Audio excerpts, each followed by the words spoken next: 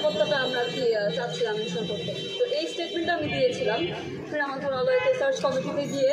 তো তখন এই স্টেটমেন্টের পরে যখন পরবর্তীকালীন যে অ্যাডহক কমিটি যেটা আসার পরে যে জয়েন্ট সেক্রেটারি আছে আমাদের জিএম হায়দার, উনি আসলে ওনার গায়ে টেনে নিয়েছিল ব্যাপারটা, বা ওনার কমিটির গায়ে টেনে নিয়েছিল, কিন্তু আমি আসলে স্পেসিফিক্যালি কোনো কমিটিকে মেনশন করে বা উল্লেখ করে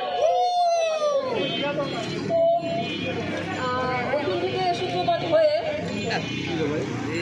ওখান থেকে সূত্রপাত হয়ে আসলে আমার ক্যারিয়ারটা এখন আর কি শেষের পথে। তো তারা আমাকে যে ডিফেন্সে যারা কথা বলছে যে তারা আসলে আমাকে বাদ দেয়নি টিম থেকে, আগে যে কমিটি ছিল তারা আমাকে টিম থেকে বাদ দিয়ে দিয়েছে, কিন্তু পরবর্তীকালীন তারা হচ্ছে সাব গেমসের ক্যাপ দিয়ে আসছিল, তারা সিলেকশন কম্পিটিশনে অনেককেই ইনক্লুড করেছে, বাট আমার নামটা স্পেসিফিকলি তারা দেয় নাই।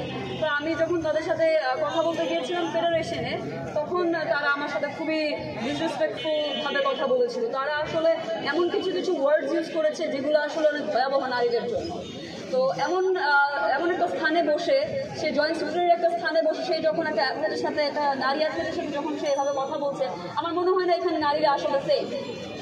তো আমি আসলে কোনো কিছুর আশায় আমি আসলে এখানে আসিনি। আমি আসছি কারণ আমার পাশাপাশি দেখা যায় আরও অনেক নারীদের সাথে, আমার পাশাপাশি যে আসলে অনেক নারীরা যে ফেস করছে, আমি চাই পরবর্তীকালে যদি তারা এগুলো ফেস না করে। এবং যেই কথাটা আসলে বেশি হাইলাইট করেছিল সেটা হচ্ছে, আমি যখন তার সাথে কথা বলতে গিয়েছিলাম, সে আমাকে বলেছিল যে তুমি আমার একটা স্টেটমেন্ট দিয়েছো, যার কারণে আমাদের কমিটিতে এমন ডিসকাশন হয়েছে যে তুমি হয়তো বা ন্যাশনাল রেপ হয়ে যেতে পারো। সেটার ডিফেন্সে সে বলছে যে সে এমন কোনো ওয়ার্ড ইউজ করে, সে বলছে অনিরাপদ। তো একটা অ্যাথলেটের জন্য একটা স্টেটমেন্ট বলার কারণে একটা ফেডারেশন কীভাবে নিরাপদ হয় না?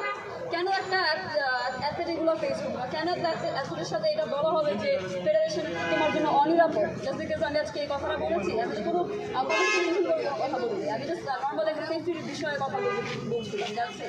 তো এইখানে তারা এত বড় করে বিষয়টাকে টানলো, টানার পর তারা আসলে ইনক্লুড করে নাই। কী বলার, আসলে খুবই দুঃখজনক ব্যাপার। এর পাশাপাশি সেখানে আরও অনেক সবচেয়ে বড় কথা হচ্ছে, যেখানে আমি প্র্যাকটিস করতে, যেখানে আমি আমার ওখানে আমাকে আসলে এইভাবে ডিসরেসপেক্ট করতে হলো। তাও আবার আমার মা ছিল, আমার মায়ের সামনে সে নানানভাবে আমাকে তুচ্ছতাচ্ছিল্যভাবে সে কথা বলছে।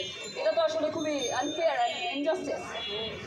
খালি এখন এর আগেও আমি আসলে ফেভারিটিজমের শিকার হয়েছিলাম। তো ওভারঅল দেখা যায় যে একটা অ্যাথলেট হিসাবে বা একটা জাতীয় দলের খেলোয়াড় হিসাবে যারাই আমাদের মানে আমার মতন যারা ফেস করছে, আমি চাই তাদের সাথে ইন ফিউচারে